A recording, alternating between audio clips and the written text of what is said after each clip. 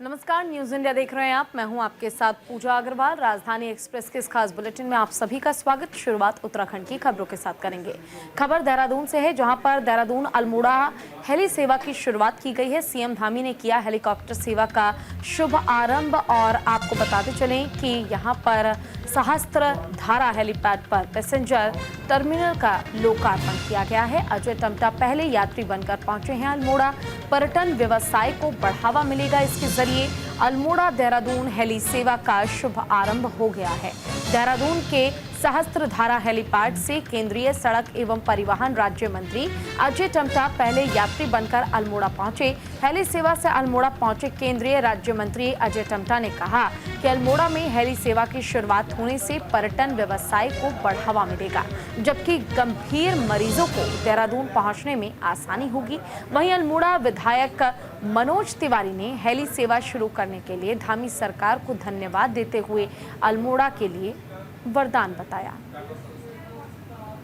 ये दो तस्वीरें हम आपको दिखा रहे हैं। देहरादून अल्मोड़ा हेली सेवा की शुरुआत जो की गई है, वो पहली तस्वीर आप देख सकते हैं। और दूसरी तस्वीर सहस्त्र धारा हेलीपैड पर पैसेंजर की टर्मिनल का लोकार्पण भी किया गया है। और पहले यात्री जो हैं वो बने हैं अजय टम्टा, जिन्होंने यात्रा की और यात्रा को काफ़ी सुगम और सरल लोगों के लिए बताया।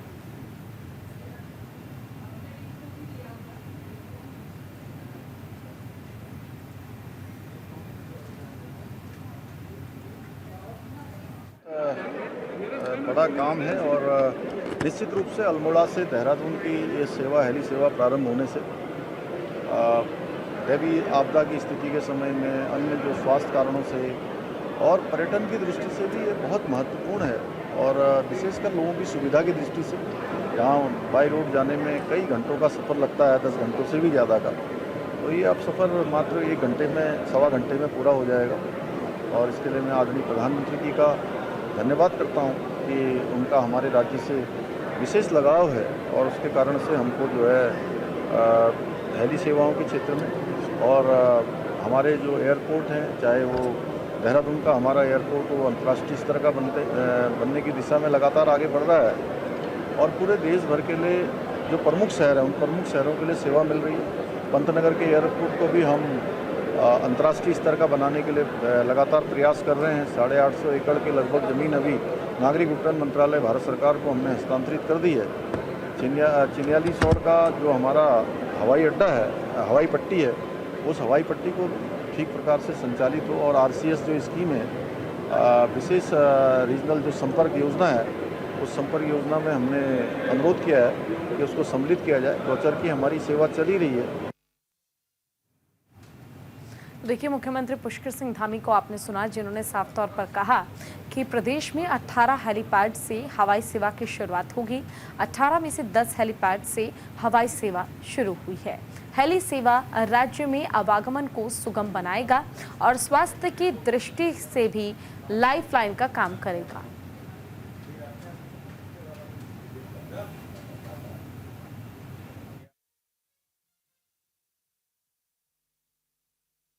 पूरे उत्तराखंड राज्य के अंदर जिस प्रकार से हमारी हवाई सेवाओं का शुभारंभ हुआ है और लगातार जब से हमारी सरकारें बनी, चाहे जनरल खंडूरी जी के टाइम में पहली बार हमने जौलीगढ़ हवाई अड्डे को जोड़ा रनवे से, और उसके बाद फिर हम लगातार इस प्रयास में रहे कि किसी तरीके से जो हमारे तीर्थ स्थान है वो सब जुड़ें। और इसी प्रकार से केदारनाथ, बद्रीनाथ की तरफ को और बाकी भी हमारे देव स्थानों को भी जोड़ने का प्रयास रहा है। और उसी दिशा में मुख्यालयों को भी जोड़ने का ये उड़ान योजना के अंतर्गत प्रधानमंत्री जी की विशेष कृपा के कारण से कि सबको इस सुविधा का लाभ मिले। धन्यवाद देना चाहता हूं, बधाई देना चाहता हूं कि प्रदेश सरकार द्वारा इसको आज संचालित किया गया है। लेकिन इससे पूर्व भी ये संचालित हुआ था, लेकिन नियमित सेवाएं नहीं हुई थी, उसके बाद बंद हो गया था। मैं एक और सरकार को बधाई देना चाहता हूं, लेकिन माननीय मुख्यमंत्री जी से और पर्यटन मंत्री जी से अनुरोध करना चाहता हूं कि जो नियमित सेवा है, ये नियमित सेवा यहाँ पर संचालित हो, जिससे लोगों को सुविधा हो सके, यहाँ का पर्यटक व्यवसाय बढ़ सके, यहाँ के जो मरीज जिनको तत्काल उसकी सेवा मिल सके उसके लिए जा सके। लेकिन एक शंका हो रही कि जो किराया है बहुत ज्यादा है और मेरी सरकार से मांग है कि सरकार ने इस किराए को न्यूनतम करना चाहिए, 2500 रुपये से 3000 रुपये करना चाहिए।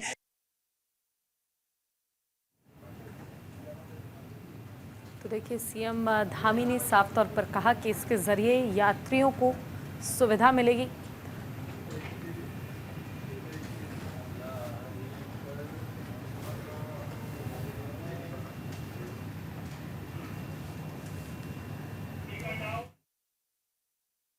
तो देखिए, देहरादून से अब अल्मोड़ा पहुंचना आसान हो गया है। देहरादून अल्मोड़ा के बीच हेली सेवा की शुरुआत की गई है, जिसकी तस्वीर आप देख भी पा रहे हैं पीछे। सहस्त्रधारा हेलीपैड पर यात्री टर्मिनल भवन का भी आगाज किया गया है।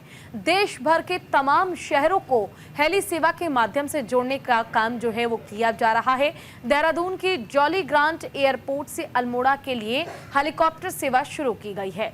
मुख्यमंत्री धामी ने देहरादून स्थित सहस्त्रधारा हेलीपैड का शुभारंभ किया है। सहस्त्रधारा हेलीपैड पर यात्री टर्मिनल भवन का भी उद्घाटन हुआ है, जहां पर 24 करोड़ 82 लाख रुपए की लागत से ये बनाया गया है। और यात्री टर्मिनल भवन देहरादून से अल्मोड़ा तक हेली सेवा का संचालन होगा। सप्ताह में 6 दिन इसका संचालन होगा।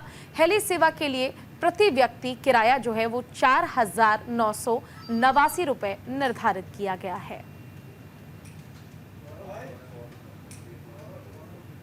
तो देखिए, यात्रियों को तमाम सुविधाएं मिलेंगी। इमरजेंसी के दौरान जीवन रेखा का काम किया जाएगा और हेली सेवा अल्मोड़ा और उसके आसपास के लोगों के लिए आवाजाही को आसान करेगा। मरीजों को बेहतर इलाज के लिए अस्पताल पहुंचाने में आसानी होगी। उत्तराखंड के दूर तक जो क्षेत्र फैले हुए हैं या फिर पर्वतीय क्षेत्र हैं, वहां पर हवाई मार्ग से जोड़ने की कवायद जो है वो तेज होगी। हेली सेवा के जरिए जनता के लिए हवाई यात्रा को सुलभ और किफायती बनाना है। देहरादून से हमारे साथ हमारे संवाददाता अनुज अवस्थी जुड़ चुके हैं। अनुज, देखिए, एक बड़ी सौगात दी गई है जनता को, जहां अब लोगों के लिए न केवल सफर सुगम और सरल होगा, बल्कि हेलीपैड के जरिए अब कम समय में, यानी कि समय की बचत के साथ आप आराम से सफर कर पाएंगे। जरा इसे विस्तार से बताइए। बिल्कुल पूछा, मुख्यमंत्री पुष्कर सिंह धामी ने आज राजधानी देहरादून के सहस्त्रधारा हेलीपैड पे सबसे पहले तो जो यात्री टर्मिनल है उसका शिलान्यास किया और उसके बाद राजधानी देहरादून से अल्मोड़ा तक के जो एरोप्लेन था उसके लिए हेलीकॉप्टर की सुविधा जो है वो यात्रियों को दी। जो यहाँ से जो है जो लोग अल्मोड़ा जाना चाहते हैं, जो 15 से 18 घंटे जिनको लगते हैं अल्मोड़ा जाने में, तो वो अब आधे घंटे में सफर कर सकेंगे। राजधानी देहरादून के जॉली ग्रांट से ये इसकी शुरुआत करी गई हेली सेवा की और ये करीब 45 मिनट में आपको अल्मोड़ा हेलीपैड पे उतार देगी। और इसका जो किराया है वो करीब तकरीबन 5,000 के आसपास किया गया है। आज सबसे पहले जो यात्री थे वो केंद्रीय जो सड़क परिवहन राज्य मंत्री हैं अजय टम्टा, वो उन्होंने सबसे पहले स्टार्ट किया और वो यहाँ से हवाई सेवा के थ्रू अल्मोड़ा पहुंचे। चूंकि अल्मोड़ा के से सांसद भी हैं वो, तो सबसे पहले वो अल्मोड़ा पहुंचे, जहां पे उन्होंने सभी लोगों ने उनको बधाई दी कि इस तरीके की हेली सेवा एक आम जनमानस के लिए बहुत सुविधाजनक रहेगी। क्योंकि अगर वहां का कोई पेशेंट है और उसको राजधानी देहरादून लाना है तो उसके लिए बड़ा आरामदायक रहेगा। वहां के विधायक मनोज तिवारी अल्मोड़ा के, उन्होंने भी सरकार का धन्यवाद दिया है। उन्होंने साफ तौर पर बोला है कि ये हेली सेवा का शुभारंभ धामी सरकार ने बहुत अच्छा काम किया और बहुत सराहनीय प्रयास है, जिससे लोगों को बहुत सुविधाएं भी मिलेंगी। तो कहा जा सकता है कि पैसेंजर टर्मिनल का भी लोकार्पण मुख्यमंत्री ने किया और साथ साथ हेली सेवा का शुभारंभ भी मुख्यमंत्री ने किया है। तो अब चूंकि राजधानी देहरादून से अल्मोड़ा जाना अब कठिन नहीं है, बहुत सरल हो गया है। अब 50 से 55 मिनट में आप राजधानी देहरादून से अल्मोड़ा पहुंच सकते हैं। जी पूजा,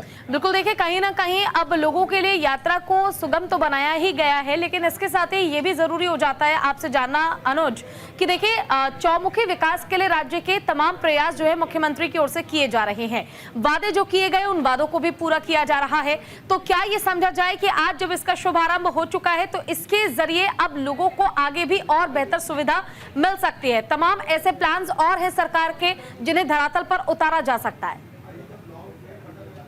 बिल्कुल, जिस तरीके से हवाई सेवा की, चाहे वो पिथौरागढ़ हवाई सेवा की बात करें, गौचर हवाई सेवा की बात करें, अब चूंकि मुख्यमंत्री पुष्कर सिंह धामी ने राजधानी देहरादून से और अल्मोड़ा की हवाई सेवा की शुरुआत करी, तो उनका साफ तौर पर ये कहना है मुख्यमंत्री पुष्कर सिंह धामी का कि पूरे उत्तराखंड को हम किस प्रकार से एक जगह से दूसरी जगह जोड़ सके, पूरे उत्तराखंड को राजधानी से किस प्रकार से जोड़ा जा सके, जो दूरस्थ क्षेत्र है उनको राजधानी से कैसे जोड़ा जा सके, ये मुख्यमंत्री का सबसे बड़ा उद्देश्य है। और मुख्यमंत्री इसी चीज को चाहते भी हैं कि सभी चीजों को एक साथ जोड़ करके हम देख सकते हैं कि उत्तराखंड की राजधानी को हम लोगों से कैसे कनेक्ट कर सके। जो लोगों की समस्याएं हैं वो लोग यहाँ आकर के अपनी समस्या रख सकते हैं आकर के, या अगर कोई मरीज है तो वो यहाँ पे देख सकता है आकर के कि चाहे वो दून हॉस्पिटल हो या दून हॉस्पिटल के अलावा अन्य जो चीजें हैं, जो एम्स है, वहां पर पे आकर के जो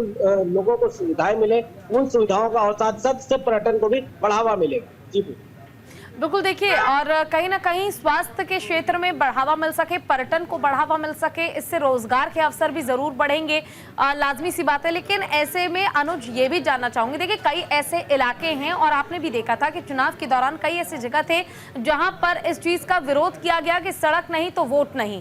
ऐसे में क्या ये समझा जाए कि ये एक नई पहल है और इसके जरिए जल्द ही उन तमाम क्षेत्रों का भी विकास होगा जहां अभी भी विकास की गाड़ी पहुंचना बाकी है?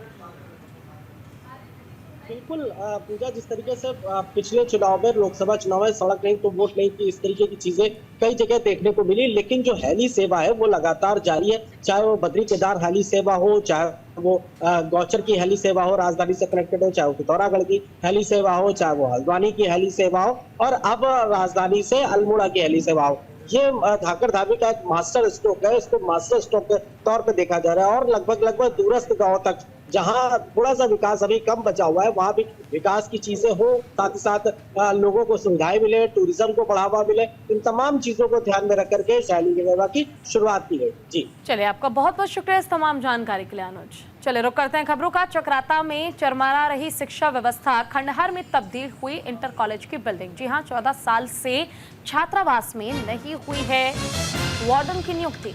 बिना वार्डन के ही छात्रावास का संचालन किया जा रहा है।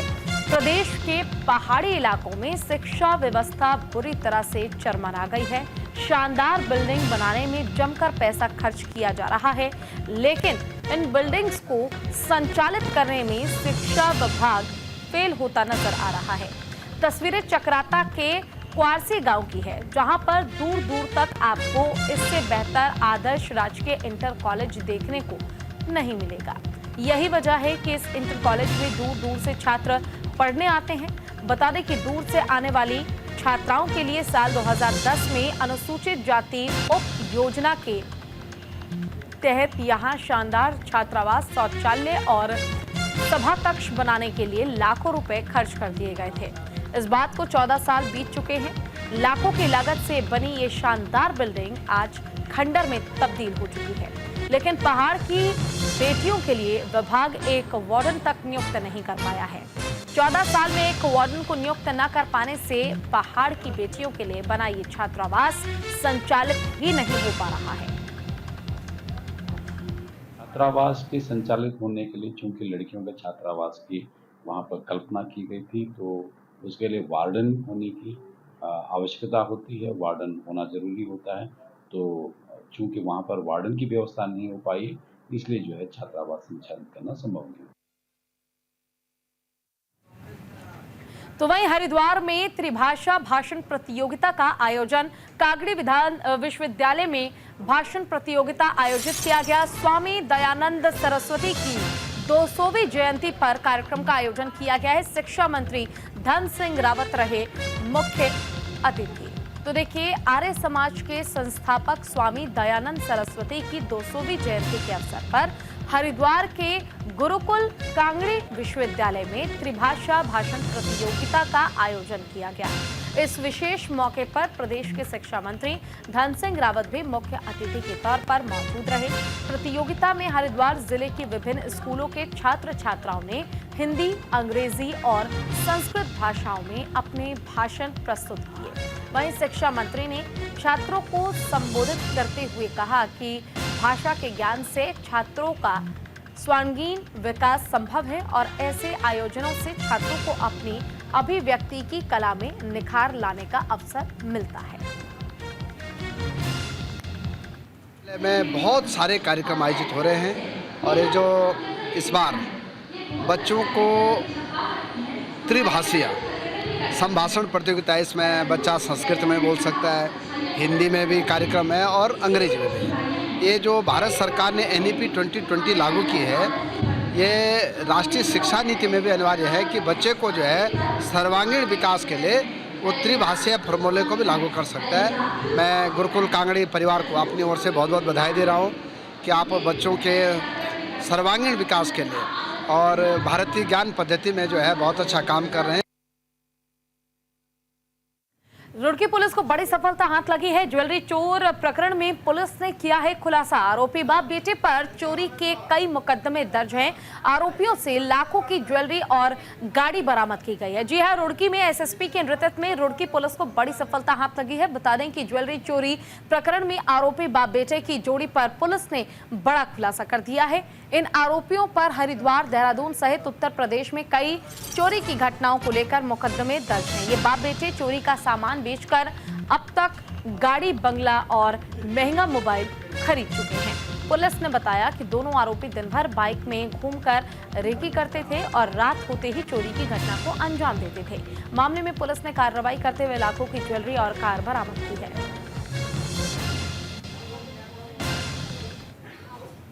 2 अक्टूबर को महावीर सिंह निवासी आदर्श नगर रुड़की के घर अज्ञात चोरों के द्वारा 8 लाख रुपए की ज्वेलरी और 50,000 रुपये नकद चोरी किए जाने के संबंध में SSP हरिद्वार सर के द्वारा चोरी का अनावरण करने हेतु टीमों के गठन करने के निर्देश दिए गए थे।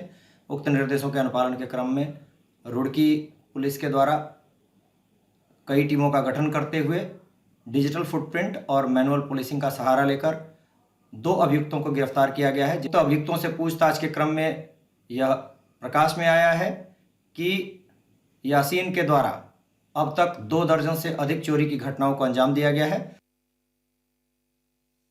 देहरादून में पुलिस को बड़ी कामयाबी मिली है, जहां पर अंतर्राज्यीय मानव तस्करी गिरोह का पर्दाफाश किया गया। नाबालिग युवतियों को देहरादून में बेचने आए थे आरोपी। पुलिस ने गिरोह के 2 सदस्यों को गिरफ्तार किया है। मामले में पुलिस कार्रवाई कर रही है। देखिए, देहरादून में पुलिस ने अंतर्राज्यीय मानव तस्कर गिरोह का पर्दाफाश किया है। गिरोह के सदस्य नाबालिग बच्चियों को पैसों और नौकरी का लालच देकर बेचने के लिए दिल्ली से देहरादून लाए थे। देहरादून के पथरीबाग स्थित वेद सिटी के एक फ्लैट में तीनों बच्चियों को रखा गया था। दोनों आरोपी आपस में बच्चियों को बेचने की बात कर रहे थे, जिसे सुनकर तीनों नाबालिग बच्चियां मौका देखकर बालकनी से कूदकर भाग निकली। ISBT के पास संदिग्ध हालत में तीनों नाबालिग बच्चियों को देखकर पुलिस ने पूछताछ की, जिसके बाद दोनों आरोपियों को गिरफ्तार कर लिया गया है। बता दें कि मानव तस्करी गिरोह के अन्य सदस्यों की तलाशी के लिए दूसरे राज्यों के लिए दून पुलिस की टीम रवाना हो गई है।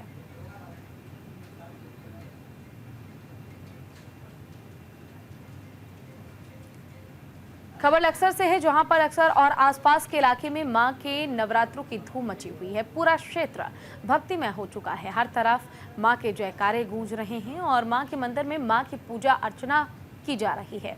मंदिरों में मां की भक्ति पूरी आस्था और श्रद्धा के साथ की जा रही है। लक्सर में कई स्थानों पर मां के बड़े बड़े पंडाल लगाकर मां के भक्त ने अपने अपने ढंग से मां की पूजा की है। तो देखिए, नवरात्र का पावन पर्व है। नवरात्र के इस पावन पर्व में जहां आज अष्टमी का दिन है, वहीं हर जगह माता रानी के पंडाल सजाए गए हैं, तैयार किए गए हैं, जहां भक्त अपने अपने अंदाज में कोई डांडिया खेलकर तो कोई झूम गाकर नाचकर माता रानी की पूजा अर्चना कर रहा है, माता रानी की आराधना कर रहा है। ठीक ऐसा ही लश्कर में भी देखने को मिला, जहां पर लाखों की संख्या में ये भक्त पहुंचे हुए हैं और इन भक्त को देखकर आप अंदाजा लगा सकते हैं कि मां की आराधना में किसी तरह की कोई कमी नहीं छोड़ी जा रही है। बड़े धूमधाम से माता रानी की संपूर्ण पूरी हो रही है। जय माता दी। ये देखिए किस तरह माता रानी को झूला झुलाया जा रहा है। जागरण का आयोजन किया गया है, पूजा पंडाल तैयार किया गया है। यहाँ पर लोग भक्ति में रंग में नजर आ रहे हैं। और इतना ही नहीं बल्कि भक्त जो हैं वो माता रानी की पूजा अर्चना और उनके सामने प्रार्थना करती नजर आ रही हैं।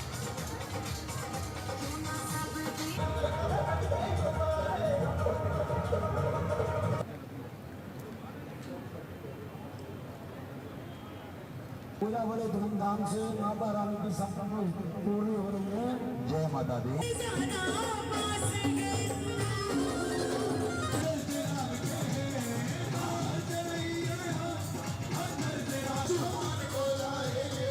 ये देखिए किस तरह से छोटी छोटी बच्चियां जो हैं वो नाचती गाती थिरकती नजर आ रही हैं। क्या महिलाएं और क्या पुरुष, हर एक व्यक्ति बस भक्ति के रंग में नजर आ रहा है, रंगा हुआ। माता रानी की पूजा अर्चना की जा रही है।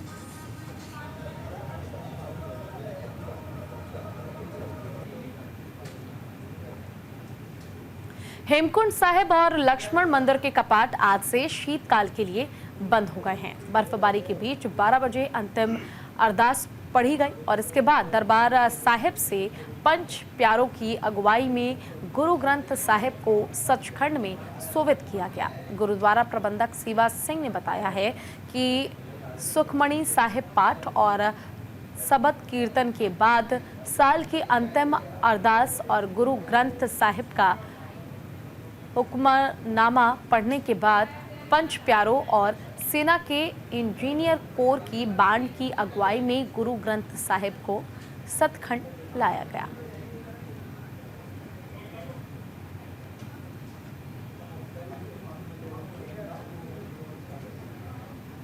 बुलेटिन में इतना ही। नमस्कार।